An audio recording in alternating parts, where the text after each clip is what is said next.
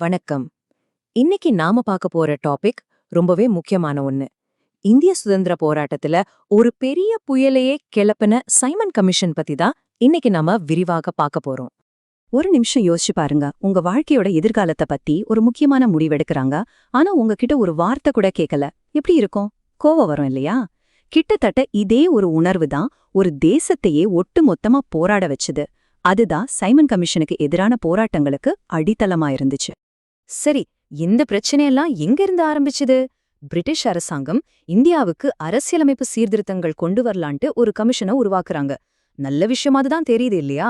ஆனா அங்கதான் ஒரு பெரிய சிக்கலே ஆரம்பிச்சுது. அதிகாரப்பூர்வமா இந்த கமிஷனுக்கு பேரு இந்திய சட்டப்பூர்வ ஆணையம். இதோட வேலை என்னன்னா, இந்தியாவுக்கு என்ன மாதிரியான கான்ஸ்டிடியூஷனல் ரீஃபார்ம்ஸ் தேவைன்னு ஆய்வு செஞ்சு பரிந்துரை பண்றதுதான். கேக்குறதுக்கெல்லாம் ஓகேன்னு தோணும், ஆனா பிரச்சனை அதில்ல.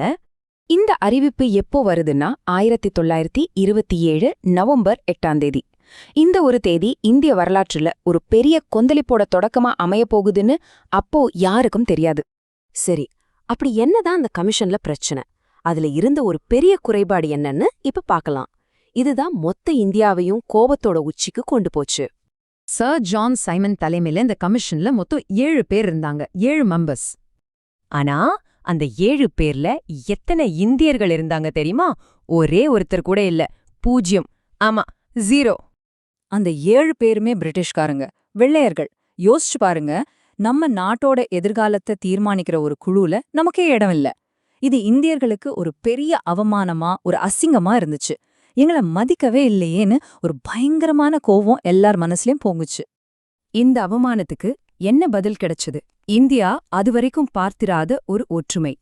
எல்லா அரசியல் கட்சிகளும் ஒன்னா சேர்ந்தாங்க. இந்திய தேசிய காங்கிரஸ், முஸ்லிம் லீக்னு பிரிஞ்சு கிடந்தவங்க, ஏன் கிட்டத்தட்ட இந்தியால இருந்த எல்லா அரசியல் கட்சிகளும் ஒன்னா சேர்ந்து ஒரு முடிவெடுத்தாங்க. இந்த சைமன் கமிஷனை நாம புறக்கணிக்கணும். இது ஒரு வரலாற்று ஒற்றுமைன்னே சொல்லலாம். சரி, புறக்கணிக்கலான்னு முடிவு பண்ணிட்டாங்க. ஆனா அதோட நிக்கல. அந்த கமிஷன் இந்தியாக்குள்ள கால் வச்சப்போ என்ன நடந்ததுன்னு பார்க்கலாம் வாங்க. நாடு முழுசும் போராட்டக்களமா மாறுச்சு. எல்லார் வாயிலையும் ஒரே ஒரு முழக்கம்தான், சைமனே திரும்பிப்போ, சைமன் கோ பேக். இது வெறும் வார்த்தைங்கல்ல, இது ஒரு தேசத்தோட ஆக்ரோஷமான குரல். அந்த கமிஷன் எங்கெல்லாம் போச்சோ அங்கெல்லாம் அவங்களுக்கு முன்னாடி லட்சக்கணக்கான மக்கள் திரண்டு நின்னாங்க. கையில கருப்பு கொடியோட தங்களோட எதிர்ப்பை ரொம்ப தெளிவா காட்டினாங்க. ஆனா இந்த போராட்டங்கள் அமைதியா முடியல. பிரிட்டிஷ் போலீஸ் அவங்களோட வழக்கமான அடக்குமுறையா கையில எடுத்தாங்க. அது ஒரு பெரிய சோகத்துல போய் முடிஞ்சது.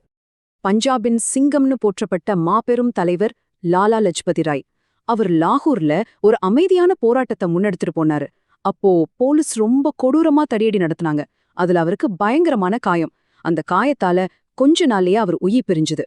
அவரோட தியாகம் ஏற்கனவே எரிஞ்சிட்டு இருந்த போராட்ட நெருப்புல பெட்ரோல் ஊத்துன மாதிரி ஆயிடுச்சு.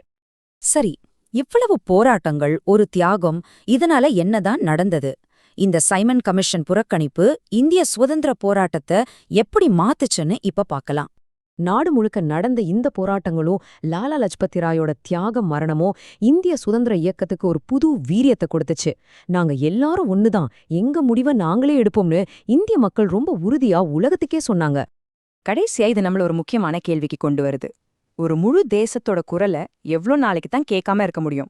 இத பத்தி யோசிச்சு பாருங்க.